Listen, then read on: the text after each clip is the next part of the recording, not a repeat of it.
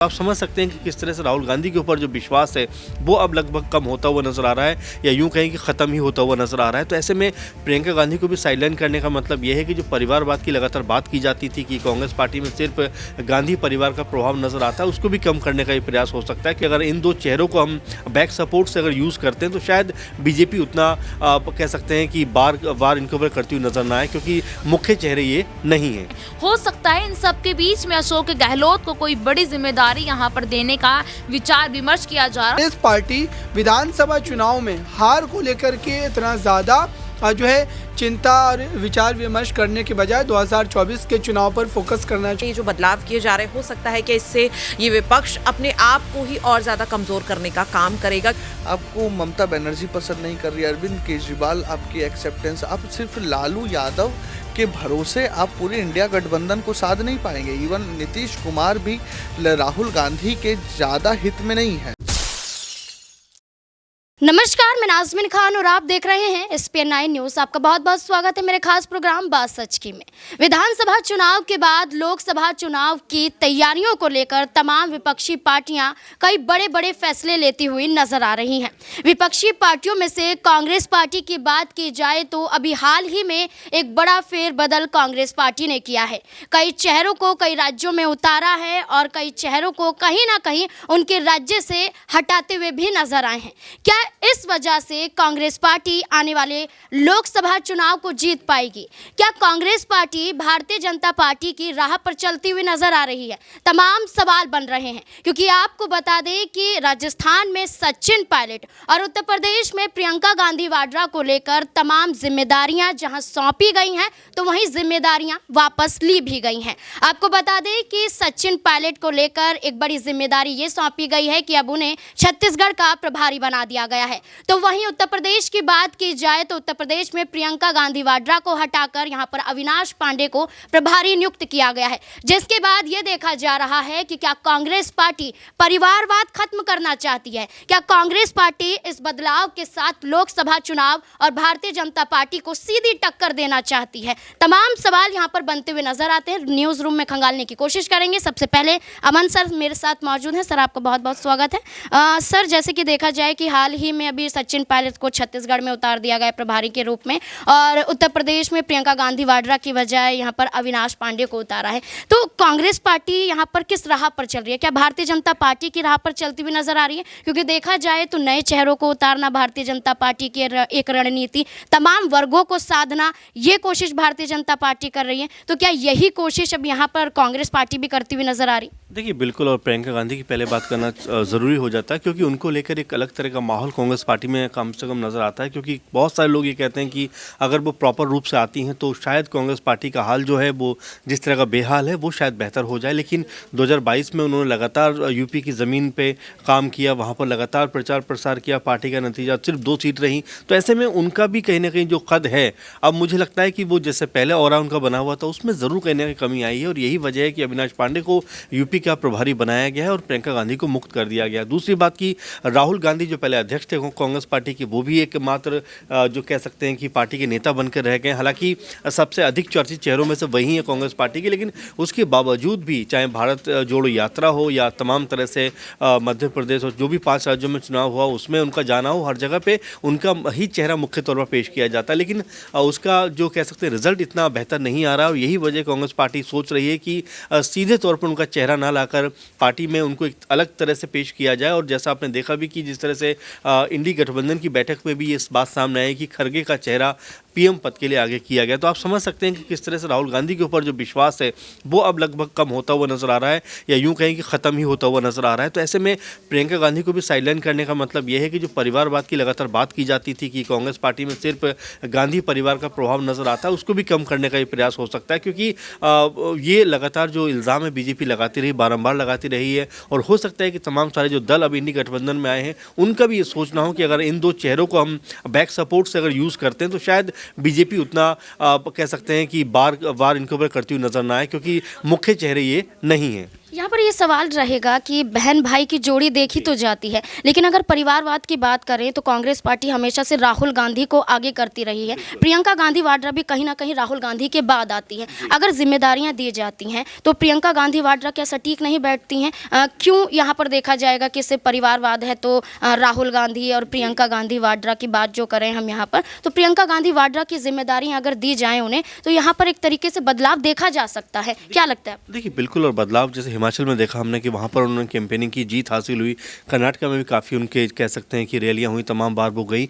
तो ऐसा नहीं है कि पूरा रिजल्ट जीरो है उनका, कहीं ना कहीं उनको भी कह सकते हैं कि पार्टी आगे कर सकती थी। लेकिन अभी फिलहाल जो परिवारवाद का मुद्दा बीजेपी लगातार उठाती रहती है, उससे बचने का प्रयास मुझे लगता है कांग्रेस पार्टी करती हुई नजर आ रही है। और लगातार इसीलिए राहुल गांधी के बाद प्रियंका गांधी को भी साइडलाइन एक तरह किया गया है। लेकिन ये नहीं कहा जाएगा कि दोनों प्रचार प्रसार में या यूँ कहें कि पार्टी के मुख्य चेहरों में नहीं होंगे, जाहिर बातें होंगे। लेकिन बीजेपी जो लगातार पीएम पद को लेकर और तमाम तरह के सवाल राहुल गांधी को लेकर करती रही, कम से कम उसमें कमी आएगी। और डायरेक्ट हमले से बचने के लिए मुझे लगता है कांग्रेस पार्टी ने ये रणनीति अपनाई है। लेकिन क्या इसमें जो पार्टी को कुछ फ़ायदा होगा, क्या पार्टी की रणनीति को कुछ फ़ायदा होगा? क्योंकि आने वाले दिनों में अगर देखा जाए तो इस समय कांग्रेस पार्टी खुद को बेहतर करने की जुगत में कहीं ना कहीं लगी हुई। यूपी की अगर बात करें तो वहाँ पर तकरीबन 20 से 25 सीटें कांग्रेस पार्टी चुनाव लड़ने के लिए मांग रही है। तो ऐसे में हो सकता है कि ये नई रणनीति हो कि वहाँ पर भी अगर ब्राह्मण कार्ड खेला जाए तो उनको उससे फ़ायदा हो। और यही मुझे लग रहा है कि कांग्रेस पार्टी इस समय करती हुई नजर आ रही है। और इसी मद्देनज़र प्रियंका गांधी को उनके पद से मुक्त किया गया है। जी बिल्कुल, यहाँ पर उत्तर प्रदेश की तो बात कर ली, अब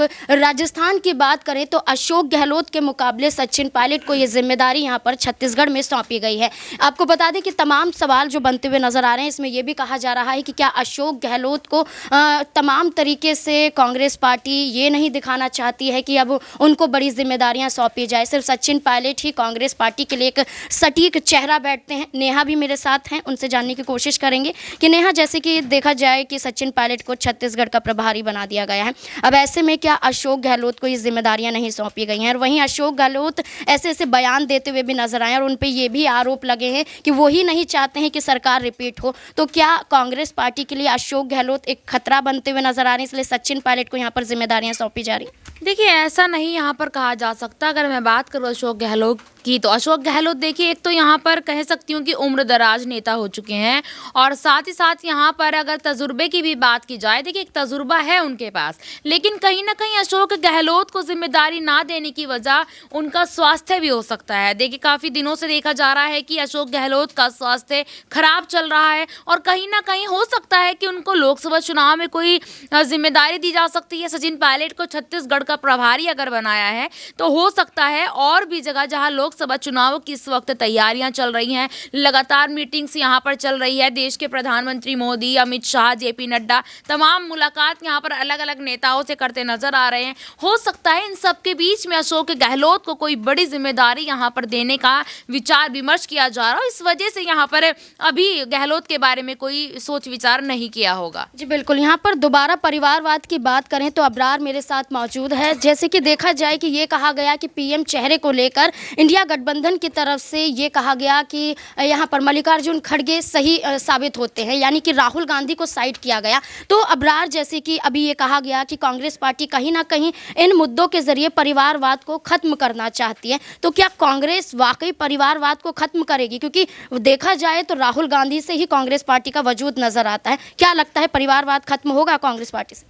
देखिए, कांग्रेस पार्टी परिवारवाद को अगर ख़त्म करेगी तो कांग्रेस पार्टी ख़त्म हो जाएगी। क्योंकि अब सोचिए कि पार्टी के राष्ट्रीय अध्यक्ष मल्लिकार्जुन खड़गे को बनाए जाने के बावजूद भी कई मामलों में हम देखते हैं कि राहुल गांधी, सोनिया गांधी को कहीं ना कहीं वो जो है अपने तरीके से अगर देखा जाए तो चर्चा, विचार विमर्श करने के बाद ही फैसला लेते नजर आते हैं। तो मुझे लगता है कि जो एक अध्यक्ष स्वतंत्र रूप से पार्टी को संचालित करने के लिए तमाम फैसले लेता है, वो फैसला मल्लिकार्जुन खड़गे लेते नज़र नहीं आते। चाहे वो किसी भी राज्य की बात करें, हम कहीं पर भी जो है हाई कमान का कहीं ना कहीं उसमें जो दखल ज़रूर रहता है जब भी पार्टी पूरे मामले में फ़ैसला लेना चाहती है।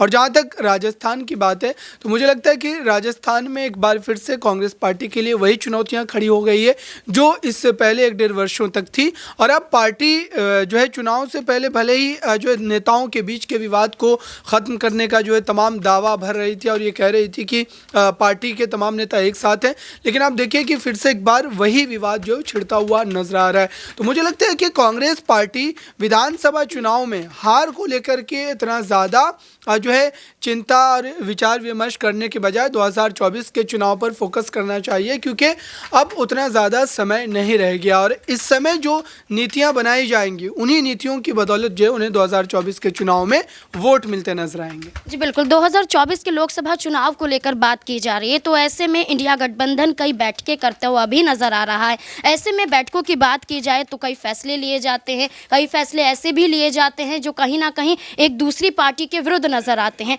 अब वहीं क्या इन तमाम बैठकों के बाद, फैसलों के बाद क्या एनडीए को टक्कर दे पाएंगे, क्या एनडीए के साथ मुकाबला कर पाएंगे? तो यहाँ पर प्रज्ञा भी मेरे साथ मौजूद है। प्रज्ञा, जैसे कि देखा जाए अब लोकसभा चुनाव नज़दीक है, विधानसभा चुनाव तो जा चुका है, तो ऐसे में कांग्रेस पार्टी तमाम बदलाव कर रही है, फेरबदल कर रही है। वहीं इंडिया गठबंधन की बैठकें भी देखी जा रही हैं। वहीं दूसरी तरफ ये कहा जाता है कि तमाम विपक्षी पार्टियां मिलकर एनडीए को टक्कर देती हुई नजर आएंगी। क्या लगता है कि एक तरफ तमाम पार्टियां और एक तरफ केंद्र सरकार क्या चुनौतियां दे पाएंगे? देखिए, मुझे नहीं लगता, क्योंकि विधानसभा चुनाव में जिस तरीके से विपक्ष पूरी तरह से धराशायी होता हुआ नजर आया, तो मुझे नहीं लगता कि अभी विपक्ष लोकसभा चुनाव के लिए तैयार है।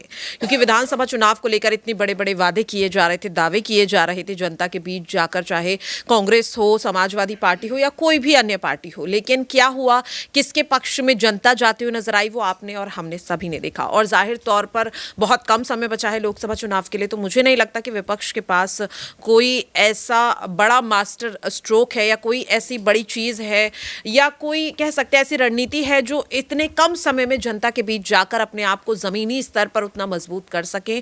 तो मुझे नहीं लगता कि आखिरी समय में ये जो बदलाव किए जा रहे, हो सकता है कि इससे ये विपक्ष अपने आप को ही और ज्यादा कमजोर करने का काम करेगा। क्योंकि अगर रणनीति बनानी थी, तैयारी करनी थी, तो पहले से करनी चाहिए थी। ये आखिरी समय में ये बदलाव करके वो सिर्फ और सिर्फ अपने करीबियों को दूर करने का काम कर रहे हैं। जी बिल्कुल, यहाँ पर जीतू पटवारी की बात करें जो मध्य प्रदेश में कांग्रेस की तरफ से अध्यक्ष के तौर पर हैं, वहीं देखा जाए प्रियंका गांधी वाड्रा को हटा के यहाँ पर अविनाश पांडे को लाया जाता है प्रभारी के तौर पर, वहीं सचिन पायलट को छत्तीसगढ़ में भेज दिया जाता है। तो ये तमाम वर्गों को साधने की भी कोशिश की जा रही है। राकेश सर भी मेरे साथ मौजूद हैं। सर, जैसे कि देखा जाए कि लोकसभा चुनाव तो नज़दीक है, विपक्षी पार्टियां तमाम यहाँ पर बदलाव करती हुई नजर आ रही हैं। अब ऐसे में भारतीय जनता पार्टी की बात करें, ये कहा गया कि नए मुख्यमंत्रियों के ऐलान के साथ ये कोशिश करना चाहती है कि आदिवासी, दलित, ब्राह्मण तमाम वर्गों को साध ले ताकि लोकसभा का चुनाव जीतना आसान हो पाए। तो क्या कांग्रेस पार्टी भी इसी कवायद में लगी हुई है कि ये चेहरे कहीं ना कहीं, जैसे कि जीतू पटवारी को मध्य प्रदेश में उतारना,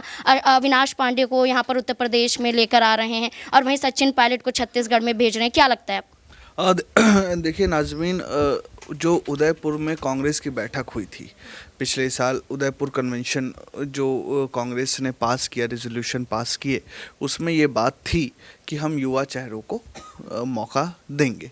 लेकिन कांग्रेस के साथ परेशानी ये है कि वो फैसले लेते लेते बहुत समय लगा देती है। जिस तरीके से अभी जीतू पटवारी को एमपी का प्रदेश अध्यक्ष बनाया है, सचिन पायलट को प्रभारी दिए, कल 12 महासचिव की जो घोषणा हुई उसमें अगर आप उस पर एक नज़र डालें तो आप देखेंगे कि कहीं ना कहीं नए चेहरों को, और नए में भी जो युवा चेहरे हैं उनको मौका दिया जा रहा है, पुराने अनुभवी युवा चेहरों को मौका दिया जा रहा है। तो कांग्रेस ने जो थोड़ा बहुत जो अभी बदलाव करना शुरू किया है संगठन के स्तर पर 2024 से पहले, ये इसमें कहीं ना कहीं जो उदयपुर कांग्रेस रेजोल्यूशन पास हुआ उसकी झलक दिख रही है। दूसरी रही बात की राहुल गांधी और प्रियंका गांधी की, तो राहुल गांधी और प्रियंका गांधी की जो मैं कहूं कि अभी जैसे इंडिया ब्लॉक की ही बैठक हुई, तो वो कांग्रेस पार्टी के वरिष्ठ नेता हो सकते हैं, लेकिन इंडिया गठबंधन में उनकी मान्यता उतनी ज़्यादा नहीं है।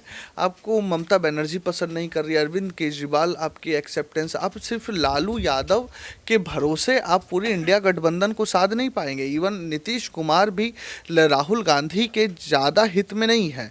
और लालू यादव के साथ क्या है राहुल गांधी को लेकर कि लालू यादव को पता है कि राहुल गांधी कभी बिहार नहीं आने वाले, तेजस्वी जो उनके पुत्र हैं वो युवा नेता है, तो तेजस्वी की कोई काट करने वाला बिहार में होगा नहीं। अगर आप कन्हैया को भी देखें तो कन्हैया आज तक बिहार में इसी कारण एंट्री भी नहीं कर पाए क्योंकि लालू नहीं चाहते कि तेजस्वी के पैरेलली खड़े हो। तो ये जो तमाम राजनीतिक समीकरण है इंडिया गठबंधन के, वहाँ भी राहुल गांधी लालू यादव के थोड़े फेवरेट दिखते हैं। बाकी सभी लोगों में राहुल गांधी की कोई एक व्यापक जो आप कह लीजिए कि मान्यता होनी चाहिए वो है नहीं।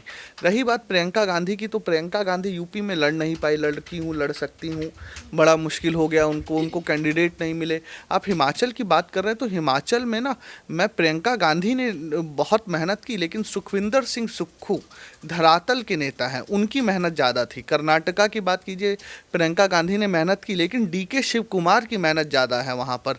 आप माफ़ कीजिएगा, तेलंगाना की बात कीजिए, राहुल गांधी ने रैलियाँ की, लेकिन रेवंत रेड्डी ने धरातल पे कैसे चीज़ों को मैनेज करना है, वहाँ पर आपको जितने ये विधानसभा के चुनाव जीते हैं आपके जो वहाँ के लोकल लीडर्स हैं उनकी बदौलत जीते। केंद्रीय नेतृत्व का बहुत ज़्यादा हाथ नहीं। और कर्नाटका में तो मैं ये कहूँगा कि राहुल गांधी से ज़्यादा मल्लिकार्जुन खड़गे का रोल ज़्यादा है। तो कांग्रेस अब इस बात को समझ गई है, जैसे हमारे वरिष्ठ सहयोगी अमन जी ने भी कहा, कि अब भाई बहन की जोड़ी को ज़्यादा दिन कांग्रेस ढोना नहीं चाहती है। अब कांग्रेस ढो रही है इन लोगों को, गांधी परिवार को ढो रही है, और ज़्यादा दिन ढोना ठीक नहीं है। नहीं तो गांधी जी की बात सच हो जाएगी कि गांधी जी खुद भी चाहते थे कि आज़ादी के बाद कांग्रेस को ख़त्म कर दिया जाए, डिमोलिश कर दिया जाए। अगर और ज़्यादा दिन गांधी परिवार को कांग्रेस ने ढोआ तो कांग्रेस वैसे ही ख़त्म हो जाएगी, क्योंकि वर्तमान की कांग्रेस भी वो कांग्रेस नहीं है जो आज़ादी के समय थी। ये इंदिरा गांधी वाली कांग्रेस है।